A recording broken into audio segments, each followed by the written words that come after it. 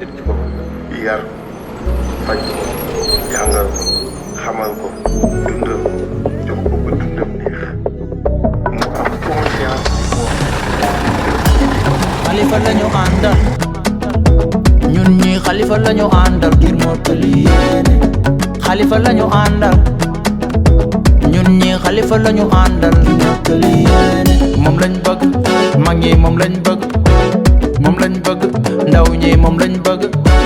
moom lañ bëgg ndax moom réew mi la bëgg ku bëgg Sénégal Xalifa ngay bëgg wuyoo nga sa tuut doy nga kilifa soxlay Sénégal moo la yilifa Xalifa ci courant yëpp am na fi mais fii kese moo amul courant waaw fii kese moo amul courant mu nekk loo xamante ne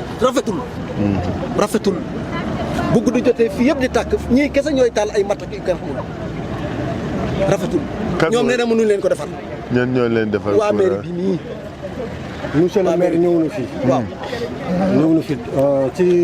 campagne kii bi local bi ñëw na fi 2 fois dig ñu ne dañuy defar ñun ci dëkk bii lañ bokk Mbafay bii lañ bokk waaw fii lañu te ñoom am nañ courant ñoom am nañ courant motul 1 kilomètre ak ñun dëkk baa ngi nii ngay séen dégg nga ñëw na fi nag dig bi ñun dañoo sonn parrainage sax ñun dañ ko ne bu fi ñëw kay la parrainé mais lu tax defulu leen solaire mënoon na leen defal poteau solaire mais poteau solaire kii extension la rek pour mu ñëw moo gën a yomb waaw extension moo gën a yomb pour mu ñëw su fekkee au moins mën na def éclairage public bi soog a def électrification bi très bien voilà ñun nag dañoo sonn sérieusement dañoo war a am courant comme nit ñi incha allah dëkk yi ñu seq nii motul 1 kilomètre ñaari dëkk yëpp am nañ courant non c'est pas normal ci dëkk bii lañ bokk c'est pas normal ñu sampal dëkk bii courant ba pare bàyyi ñu moom lan la koy expliquer moom daf ñoo diggoon ne moom dina ko indi mu ngi ci waaw mu ngi ci ba tey jusqu'à présent ñun mun ñoo gis dara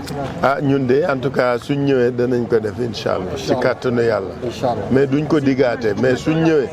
daañ ko def parce que defuñu ko parce que da ngeen ñuy voter wala yooyu dañ koy def parce que dañ ko war def dañu gëm ni lii c'est pas normal dégg nga loolu rek a tax ñu ciy dugg pour def ko yéen baaba góor gi masta leen li mu wax de dëgg la metti na nag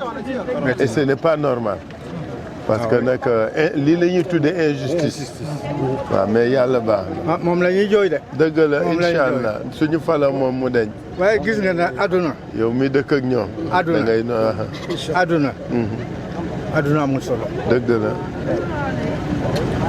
kii sama doom la bu ko xamul sama doom la sama jarbaat la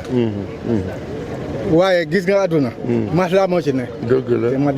duma ko fenal waaye nag mun na laa romb du la nuyu de boo koy arrêté mu ne fii lay jaar te benn yoon bi ngeen di bokk dëgg la man loolu moom ma naqar ci moom ci kan moom mi kaay baaba bul mer yow it bul mer sa doom moo lay tooñ wax moo tax ma mer waaw am nga droit mer aussi mais wax nga ko léegi moom baalu na la jéggalu na la taxaw nañu wàcc ba liggéeyam ñëw ba nuyu la. du dëgg président am ñëw ba seet si la. baal ko baal ñu bu ko baal ma bon man maa leex nga baal ñu tooñ nañ la dégg nga baal naa ko tooñ nañ la léegi daal li am solo mooy liñ ñu wax fii li kii wax ba mu metti la ba nga bëgg tax ñu aw fii mooy nañu régler courant wu dëkk bi incha allah daañ ci jàpp incha allah jërë ngeen